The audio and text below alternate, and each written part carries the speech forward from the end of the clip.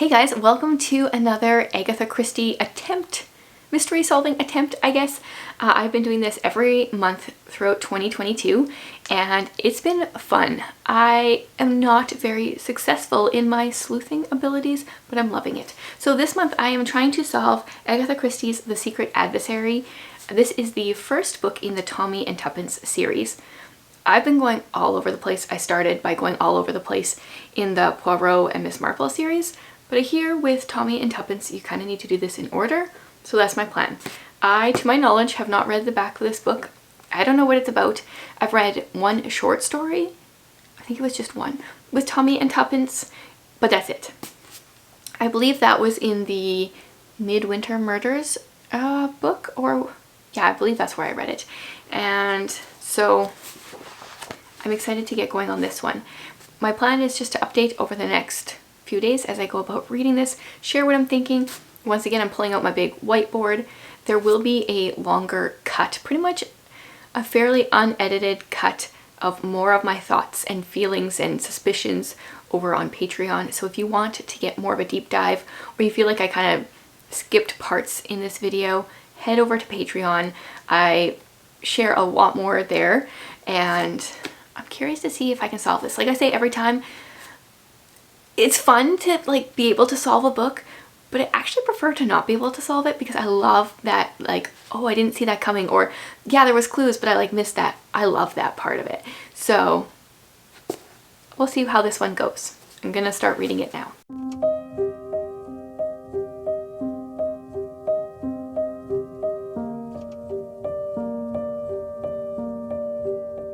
So I read the first 50 pages of this book, and can I just say I'm really loving our characters.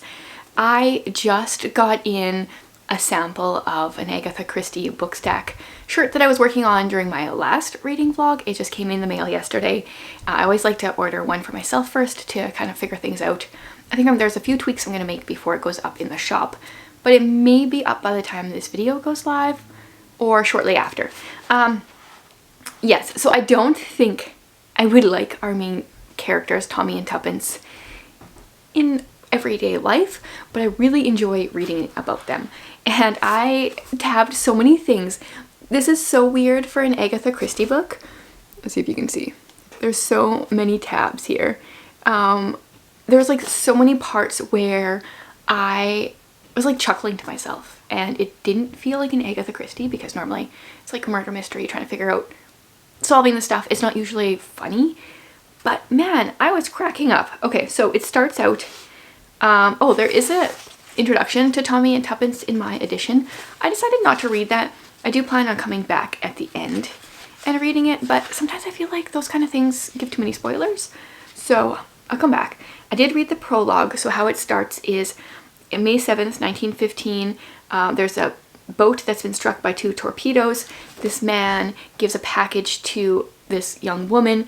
It's some kind of American documents about the war that he is passing on, and she, if she didn't hear from him, was supposed to give it to the American ambassador in, I was thinking they were going to England. I don't even know where they were heading to, and she never did. So now, present day, we meet Tommy and Tuppence. And I don't know, I like the description of like Tommy, how his face was pleasantly ugly. First of all, what is that even? So they decide to join together this joint venture. They're going to be called some Young Adventurers Limited. And Tommy says, how do we begin? Tuppence, that's the difficulty. If we can make ourselves known, people might hire us to commit crimes for them. Delightful, commented Tommy, especially coming from a clergyman's daughter. The moral guilt, Tuppence pointed out, would be theirs, not mine. You must admit that there's a difference between stealing a diamond necklace for yourself and being hired to steal it. Like, wouldn't like these people in real life, but very comical to read about. Yeah, so what ends up happening is this conversation that they're having, that I just read, gets overheard, and this man asks her to come to his house. He's got a job for them. And then, or not to his house, his place of business. And then his name is Mr. Whittington. Things go down. It turns out that Tuppence says something that kind of like was the wrong thing, but also kind of the right thing. And it turns out Mr. Whittington was going to kind of hire them for something nefarious. But now, because of all that, they have come across, I don't know what this guy works for. It's someone that works for the government, kind of like CIA-esque, I think, and wants to hire them to do the opposite of what this other guy wanted to hire them for. So now they're going on the right side of the law. So I guess maybe our mystery is going to be like they're looking for this lady named Jane Finn. That's who Tuppence said she was, because Tommy had overheard the name and mentioned it. And these people are looking for Jane Finn. They wanted her to impersonate Jane Finn. Then here she went and said that's who she was. And so it's like being a spy, but like a double agent kind of idea here so far. I'm not sure. I don't know if there's going to be a murder in this or if this is like the whole mystery. But like I said, loving the writing, cracking me up, really enjoying this. So we'll see. It's at 50 pages is only that far so far because this one is fairly long. But I'm curious to see where this goes from here. Okay, time for another update, but I don't really know what to update. I am on page 86 in the middle of a chapter here. I'm in the middle of chapter 9. Tuppence enters domestic service. Okay, so I'm confused. There's no murder yet. Is there going to be a murder? I don't know. The mystery is they are looking for this lady named Jane Finn. Tommy has been following some men, figuring some stuff out. Tuppence is now going to try to be a domestic maid to try to get close to this lady named Rita Vandemeyer. And yeah, and I'm really enjoying the actual story. I'm just confused as to like the real mystery here. I mean, we're trying to find this lady, but is there going to be anything for me to solve? Because so far there's not really much for characters. I haven't written anything on my whiteboard yet, and that's very rare. But sometimes it does take a while for Agatha Christie's mysteries to come about, her murders. I'm starting to learn that I like when the mystery starts right at that beginning of the book, as far as like, this is my preference in mystery books. I don't like it when they're trying to solve an old crime, usually. If it's a suspense book, that's different, but if it's a mystery, like her book, The Five Little Pigs, I think that one is solving like a mystery that happened, murder that happened years ago, and I didn't enjoy that one as much.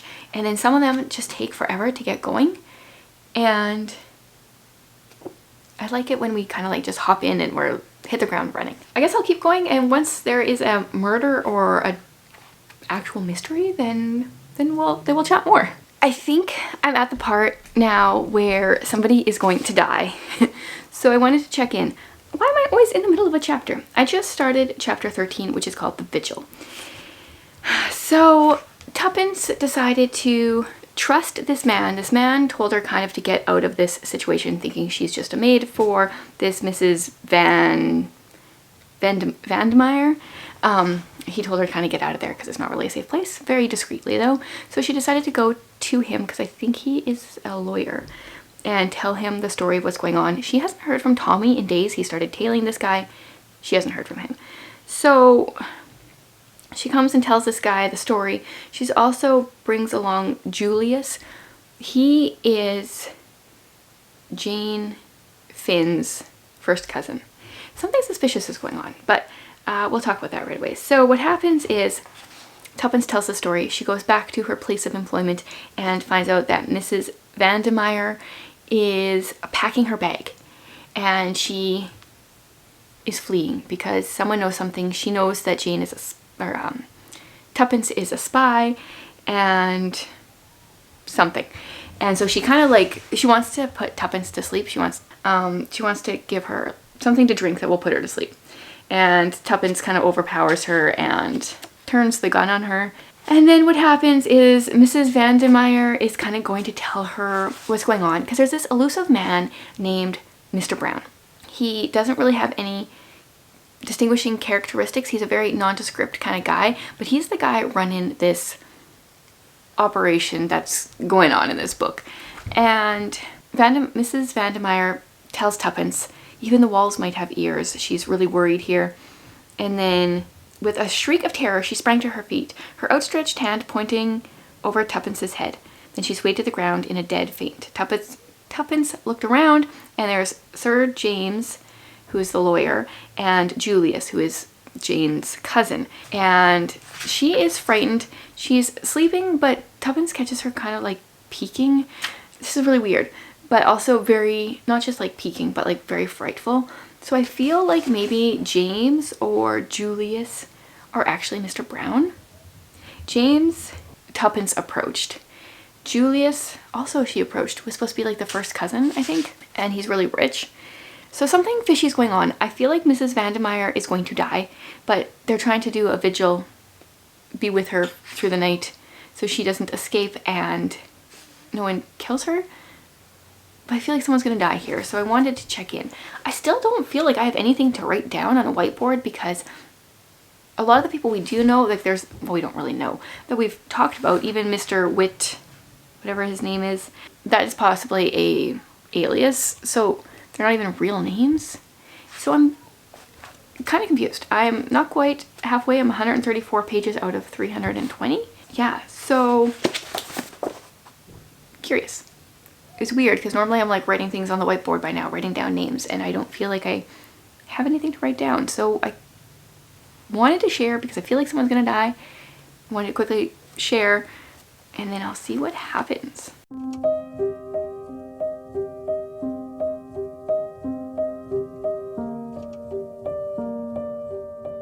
I definitely called it. Mrs. Vandermeyer, I always forget what her name actually is dead.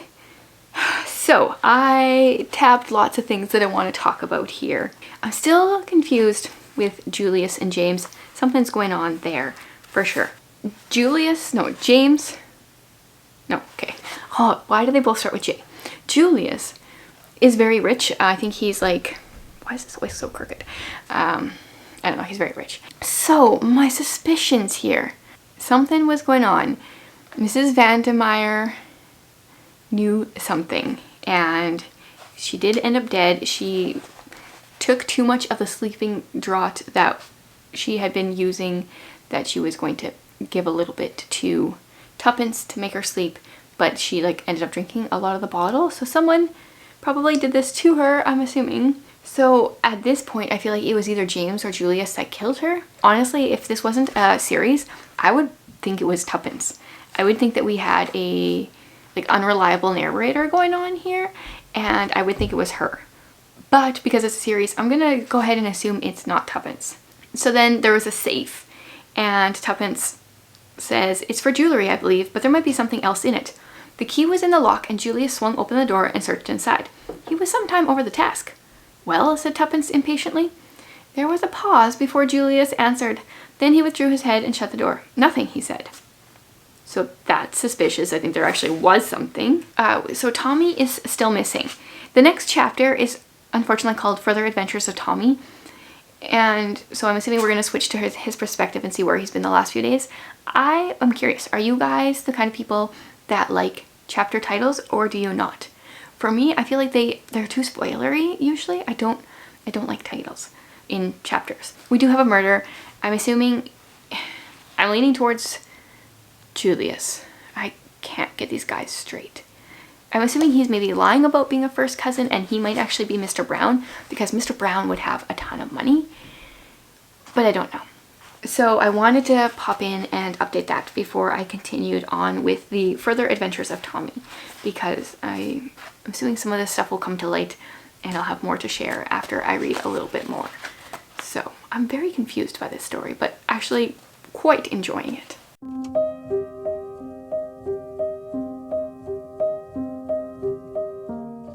To be honest, I'm confused by this book. Pretty much I'm just suspicious of Julius and James still. There was a girl in, like a serving girl kind of thing, in the house where Tommy was being held, and I think that was Jane Finn. But where we're at now, apparently Jane Finn is alive and James found her. But they go to see her in this hospital, and Tommy says it was this is what he's thinking. It was so exactly what one expected that it gave the effect of being beautifully staged. So something's going on, and things are being... James and Julius are both being suspicious. Honestly, I don't know what's going on there. I kind of feel like one of them is Mr. Brown, but I keep alternating which one I think it is. I feel like normally I have like a larger cast of suspects, so I don't know what else I should be thinking here. This is very different than what I've tried to solve in the past. This feels more just mystery, not whodunit murder mystery. So is there really something I can be solving here? I'm not sure. I'm gonna keep reading, see what happens.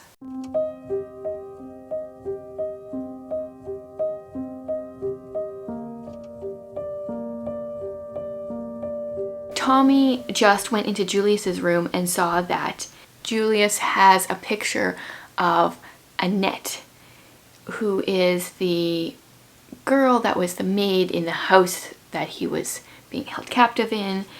And I did know, or I did figure that that was Jane Finn. But I don't trust Julius.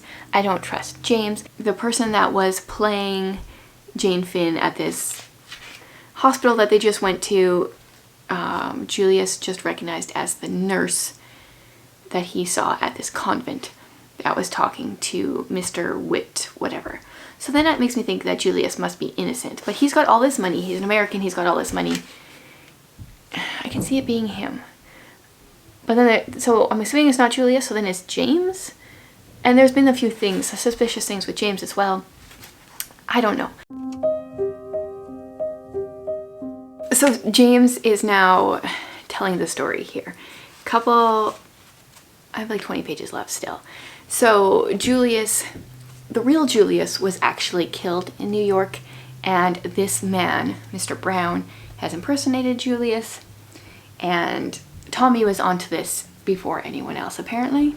So I'm gonna finish reading the rest of this and maybe come share my thoughts, but I feel like this isn't a major revelation. Like, yeah, it's just, it's so very different than her other books.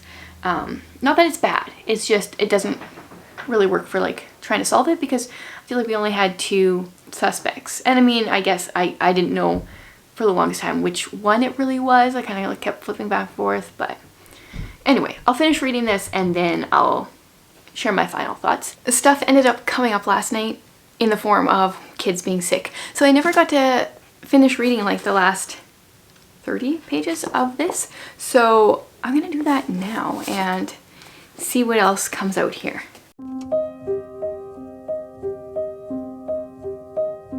What? Okay, so Julius isn't Mr. Brown. It is James. He just admitted. Jane and Tuppence and James are in the room where Tommy is held, and he just admitted he's Mr. Brown. Now I'm thoroughly confused. His plan is to kill Jane and Tuppence and make it look like there'd been an attempted murder on him, but he made it. But Julius and Tommy to the rescue. Okay, so Julius is the real Julius and James is Mr. Brown. This is very confusing. I like the twists like that. I mean, it wasn't a huge twist. I knew it was either Julius or James, and James had some really fishy things that were very obvious, but I feel like Julius had a few things too. Oh, okay. See, because the suspicious thing of Julius was, one of the things was when he was in Mrs. Van de Meyer's safe, he had this awkward pause where he was obviously hiding something, and that is when he found Jane's photograph again, because that was found in his possession just near the end of the book here. But he had said it had been stolen, so he had found it there. Right at the end here, Tommy doesn't really propose to Tuppence, but she more just says it's gonna happen. And she says, marriage is called all sorts of things: a haven, a refuge, a crowning glory, and a state of bondage, and lots more. But do you know what I think it is? He says, what? A sport. I am excited to read more of their adventures together as Tommy and Tuppence, but this was not a normal kind of mystery, and I'm curious to know if you guys know. Let me know. Are there other ones more of like a whodunit mystery? They were so fun to read about, but this isn't exactly what I was thinking that it would be. I guess through the book, I think you're supposed to be suspicious of both Julius and James and figure out which one it is. But there we go. that is my Agatha Christie solving for April. Were you guys able to figure this out? Could you decide between James and Julius? I'm curious. I feel like it could have been either, like 50-50 chance. Let me know.